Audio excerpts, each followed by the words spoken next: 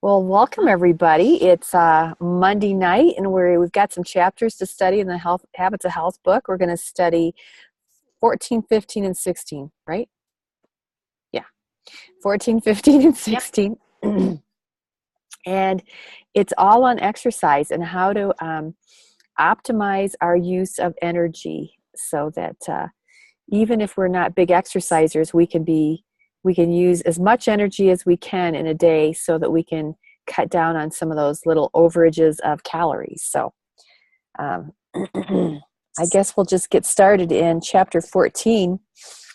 And I think the thing that stood out to me, and which I'm just sure is totally accurate and maybe even a little higher, he said 60% of us get no regular physical activity. And hi Sandy. And I think that's probably pretty normal. 25% of us get no activity at all. And I can't remember who I was talking to the other day, but they said it was interesting when they first started wearing their Fitbit, how few steps they got. And, then when they became a little bit more conscious of that, they got some more. And then it says 50% of those who begin exercising quit within 6 months. I think that's true. And it says 1 year after purchase, 90% of all exercise equipment is unused and relegated to a coat rack or a cat perch. This is the time of the year where people haven't, the community garage sale is coming up here in Lenox, and I bet you can find some great exercise equipment in the garage sale if you want. Good idea. Yeah. It's this time of the year. They've had it for 3 or 4 years, and they've just been piling clothes on it for the last 4 years, so they might as well get rid of it. So he talks about the problem with exercise. And if you go over to, and then anybody jump in on this, because we're just talking about this. And he talks about barriers to exercise, and that's on page 178. And I don't know, what do you guys come up with for your barriers to exercise? We've all had them. He's got a whole list of things, but not enough time. Oh yeah. What else? Motivation, yeah. Yeah. Don't like it. Don't enjoy it. What else? Nobody. And if you don't like to go to the gym or don't want to pay for a gym membership, well, there's another barrier. Especially where we all live, and when it's cold in the wintertime, and we don't want to do it outside. little harder to little harder to use that excuse this time of the year, though, because it's nice out usually. But I know I've had different clients that have knee issues or hip issues, or they've hurt something and they don't want to aggravate that, or they're older and maybe they have some balance issues and those kind of things. They're afraid to do any physical activity. And sometimes it's the all or nothing mentality. He talks about unable to work out 5 times a week, so why bother? That's a great excuse, don't you think? So we don't have to be all or nothing. So he talks about 2 different kinds of exercise, and he uses acronym EAT, E-A-T, and NEAT, N-E-A-T. And I love NEAT because that is really the majority of our energy expenditure. So what did you guys notice about NEAT activities? Let's talk about that a little bit. Pretty much just this was the most interesting thing. Yep. What'd you say, Sandy? Well, it was just that it's pretty much just staying active, and once you start moving, just keep moving. Yeah. Like when you're doing dishes, just standing there and maybe marching while you're standing still. I don't know. Yeah. It doesn't have to be a big deal. What else? What else did you notice about NEAT exercise? What did the other gal say? I like. I was just gonna say I like learning about this. I mean, I didn't think about it, to be honest, before. I always thought that I had to go to an exercise class and spend 30 minutes or 45 minutes or whatever. I wasn't thinking about all of the movement that I really should be focusing on. And so, like on page 180, where it says that compared to eat, it's actually a much more efficient way to fight calorie creep and a more important contributor to energy expenditure. I just really hadn't thought about that before. Just every day that we're moving is more important than going to the gym for, not that that's not important, but Sure. it's more important to overall health, the movement that we do during the day. So what were some of your favorite things to do for neat exercising or neat movement? Sandy talked about moving while you're standing, while you're doing the dishes and kind of moving around. What else did you notice that was kind of fun that you hadn't really thought about? Listening to music and dancing, I don't think about that as something to motivate me, but it does. Uh-huh. When my girls were home, we used to dance around the kitchen. We'd put on the music and we'd do the ballroom dancing kind of thing for a few minutes. It was totally fun. Well, you'd be amazed if you turn on the music just to do housework. You get so much more done and so much quicker. It's just bam. I can't explain it. It reminds me when I was in college, and Friday was our dorm room day. We lived in a suite, and there were 5 of us crammed in this dorm room, and we'd crank the rock and roll up really loud, and we'd get all the cleaning done, and we'd be dancing. It was fun. I haven't done that in a while, so I have to do that when I'm cleaning the house sometime. Yes. What else? What else did you see?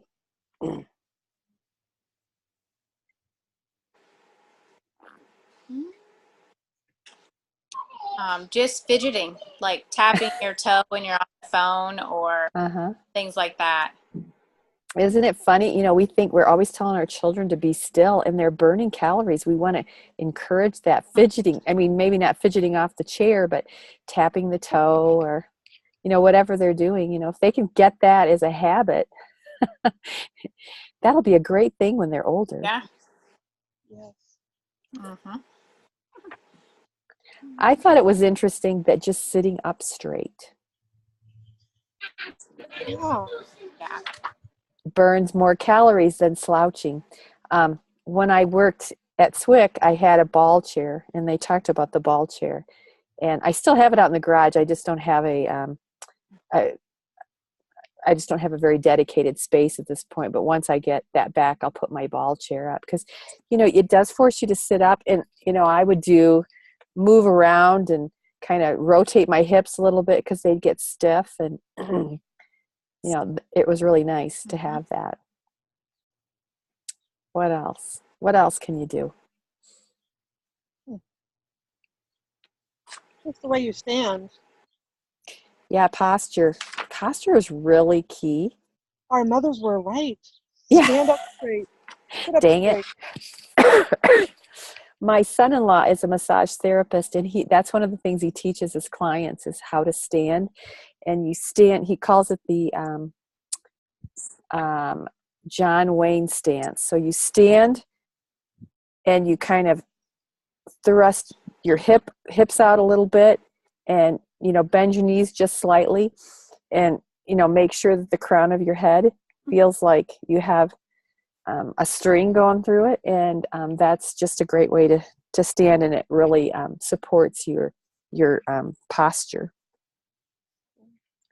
But it says here, I thought it was interesting. Didn't they have a study in here about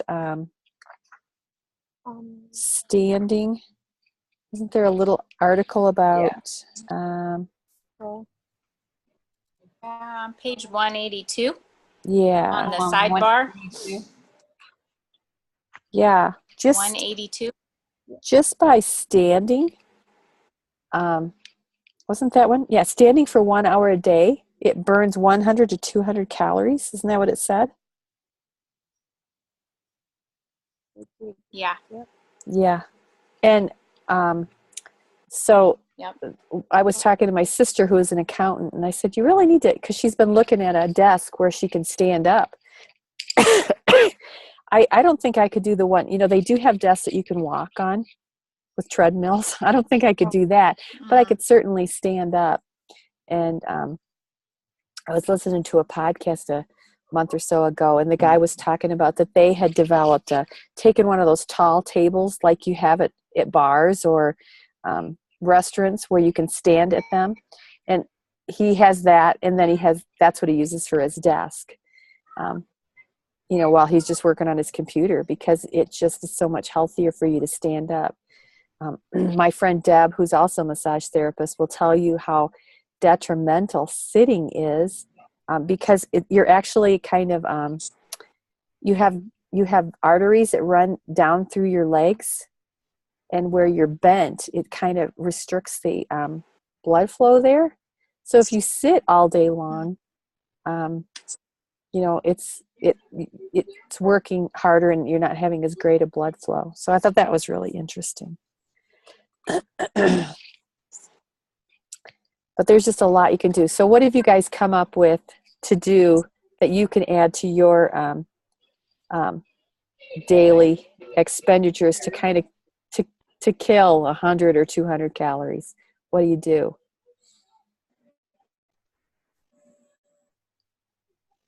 I'm sorry, what was the question?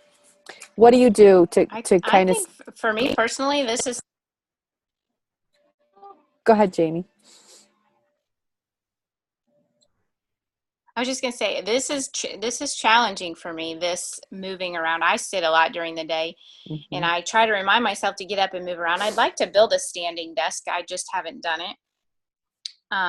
It's challenging just to be mindful of it. Well, even the sitting up straight. I mean, it's really, I get my head thrusts forward when I'm sitting at my desk, and that's really bad for you too. You need to pull your chin back. So like when you're sitting in front of a computer, you're not doing this, you're more upright. Some of those little things too will burn more calories, but yeah, if you can stand up.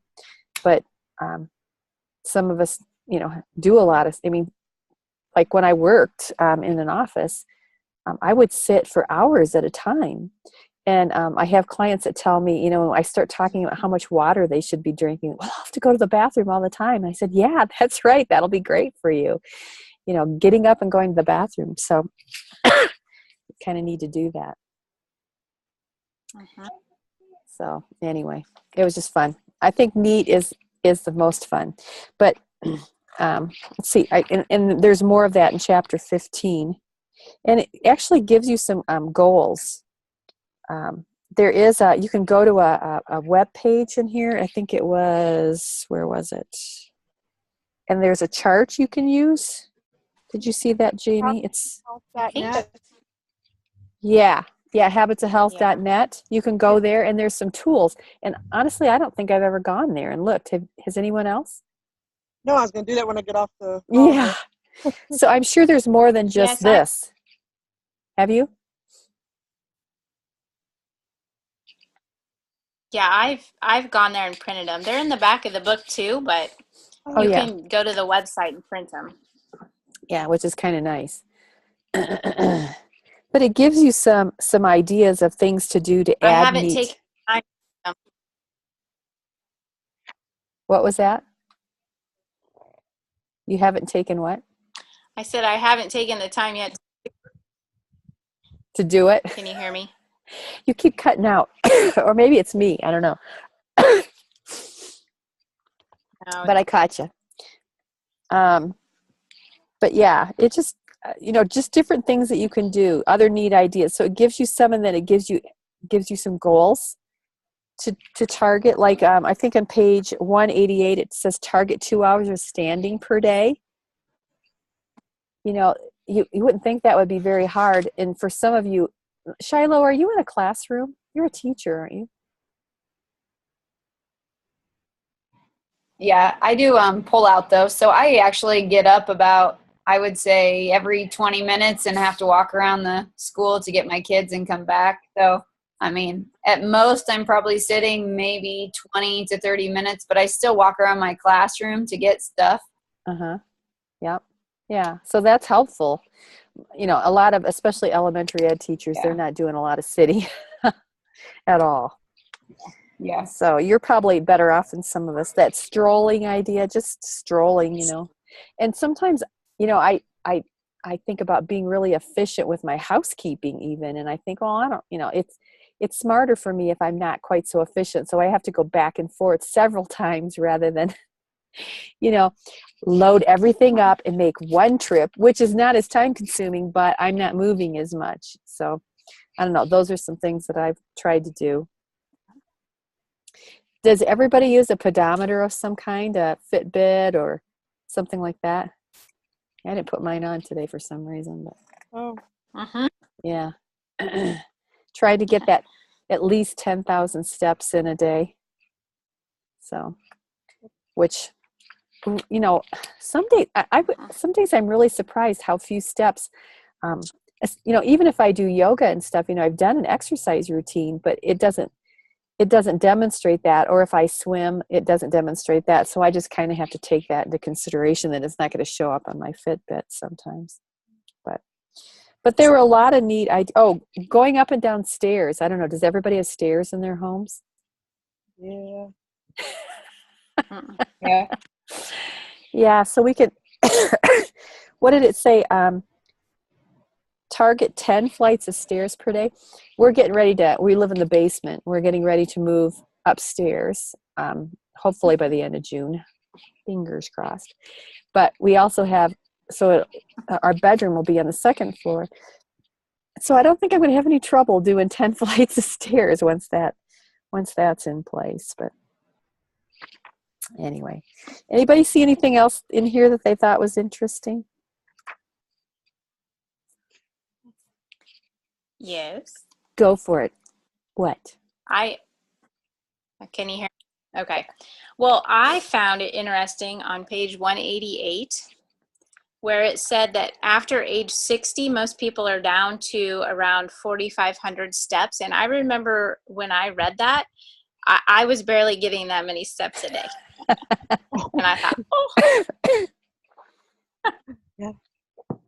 Yeah. Think about what it would be like if you hadn't changed and then be down, 25% out of 4,500.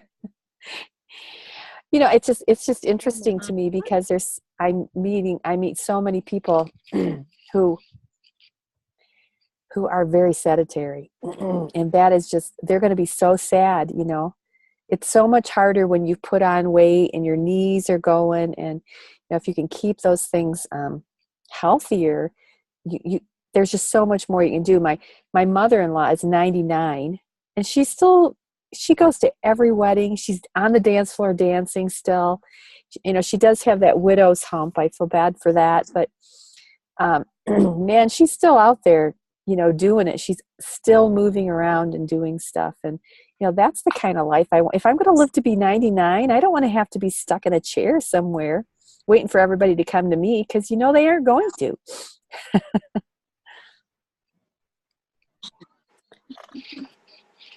All right. What else, Jamie? Was there anything else you wanted to talk about?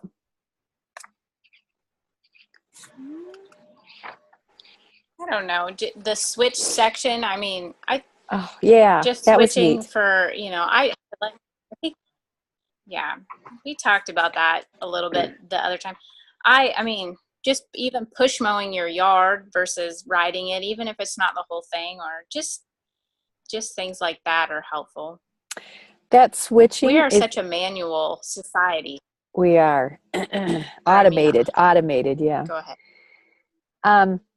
That switching That's thing. what I meant. Yeah, that switching thing is also really great for brain development. And as we age, you know, we have, you know, we want to be conscious of that, because we want to be as alert and with it as we can. I mean, I'm much older than the rest of you, but, you know, just using I've been trying to, in Europe, they eat with you put the knife in one hand and the fork in the other, and you cut your meat, and then you eat with the fork. And here we trade. You cut and you put the knife down and you use your dominant hand, it seems like. So I've been really striving when I cut things or I eat that I continue to eat with my left hand. And even that's it's tricky, I think. It's challenging, but it's kind of fun too to try that. Yeah. And then brushing your teeth. I have an electric toothbrush. Even that is, you've got to Yep. those things, and just trying to get your left hand going. What are they? I read a study about people who lost their dominant hand in an accident and had to learn to use their less undominant hand, and how many more dendrites are activated because of that. I just find that all fascinating, because I'm very right-handed, so I really have to consciously strive to use my left hand. So I don't know. Those are fun things. Yeah. All right. Well, let's talk about EAT. And that is, what's that stand for? EAT is, what does it stand for? Exercise. Yeah, I couldn't. It's planned exercise, basically. Yes. So what did you guys get out of that? Did you get a chance to look at that? I thought that was interesting too. I didn't get a chance to read that one yet. It's really fascinating, I think. What did you come up with, Jamie? Well, just that I do actually like to go to the gym, and I know not everybody does. I've been going there for years, and I just enjoy it. I like the social aspect of it, but I like this chapter because for you to maintain that for the rest of your life, it has to be something that you enjoy, and it doesn't have to be super intense either. I think a lot of times people think that they have to just go and work out really hard in the gym, and it's just as simple as walking, at a more increased intensity than just strolling for 30 minutes a day, and then adding the two, strength training things that week, and just making that a habit every day. Yeah. So I like that about this chapter, because sometimes but I do like to go and work out, but not everybody likes to do that. So I thought that was good that it stressed that. Yeah, and I think it talks about how you can figure all that out if you want. There's a whole formula and everything if you want to do all that, which is probably good. But just how to get your heart rate up. But it doesn't have to be P90X. And he did talk about that because we at the beginning we talked about how what did it say? 65% of us will stop exercising within 6 months, and I think sometimes it's because we do take on something that's so intense, or even less. If you do, somebody posted on my Facebook page the other day that they had done P90X, they hadn't done it in a long time, and days later they were still in such pain they hadn't gone back and done it again. And I thought, that kind of misses the point if you've overdone it so much that your body is crying out that long after, because then she wasn't motivated to go back, and she may go back and do it again, but she wasn't motivated to do that. So there's so many things. So what do you guys like to do? What are some of your favorite things?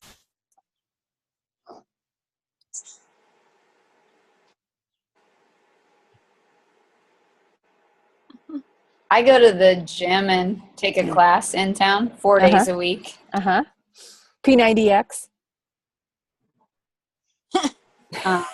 No, on Tuesdays and Thursdays, Marty does like a step aerobics class, and I do it to get out of the school. I do it over my lunch, and it's kind of nice just as a breakup of the day. And it's not over the top, but Uh-huh. she fits in about 20 minutes of cardio, and then we do a little bit of either arms or legs. So it's kind of a good 30 minutes, and I feel like I guess get a mental break in there. And Yeah. then my kids and I have been doing a boot camp with her on Mondays and Wednesdays. So my boys kind of have been doing exercise with me on Mondays and Wednesday nights as my teammates. So That's been kind of fun awesome. here in the last 3 weeks.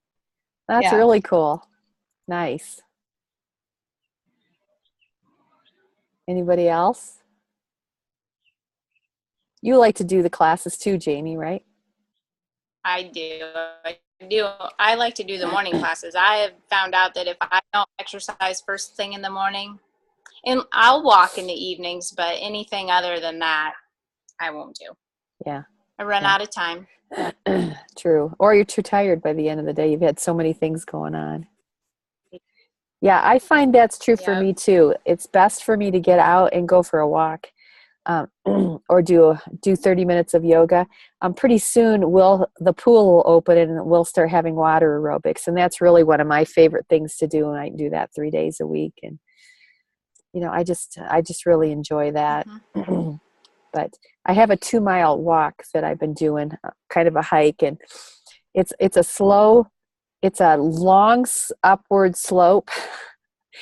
So, by the time you get to the top, you're huffing and puffing a little bit, but that's a lot of fun. And I have a great yoga video.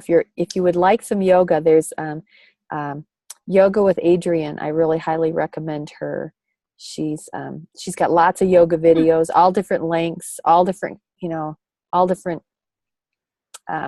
kinds of yoga. The one oh, darn it. Sorry. Hit the wrong button. The one that I like lately is it's abs and booty. So, you're doing some planks, you're doing some stretches, you're doing some, so there's strength involved as well as stretching. So I like that. But that helps because I have some stiffness in my hips that I like to get taken care of. Otherwise, you're kind of grunting and groaning the whole day long. Well, anything else in this chapter that's looked interesting to you?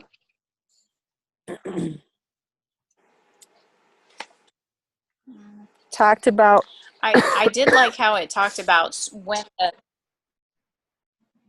Talked about what?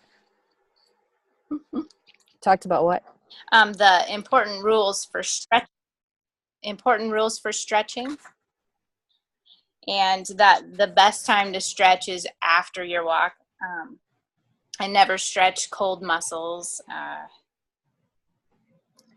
that's kind of contrary to what we've always been told. My husband that Yeah. And it does have a weekly routine sense, for though. you. Yeah, it does actually. But get yourself limbered up, and then you can stretch those things out. So. What page was that on?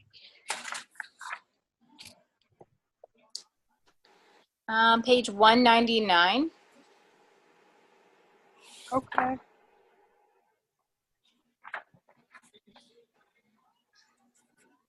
Okay. There's some nice charts in there for you. There's actually a workout routine in the back of the book. There's a few exercises in here, but in the back of the book, there's several more. If you're looking for some little things to do, that will help. But anyway, kind of gives you a training log and that sort of thing. So it's kind of nice to keep track of that. So anyway, well, we're pretty much out of time. Anybody have anything they want to add?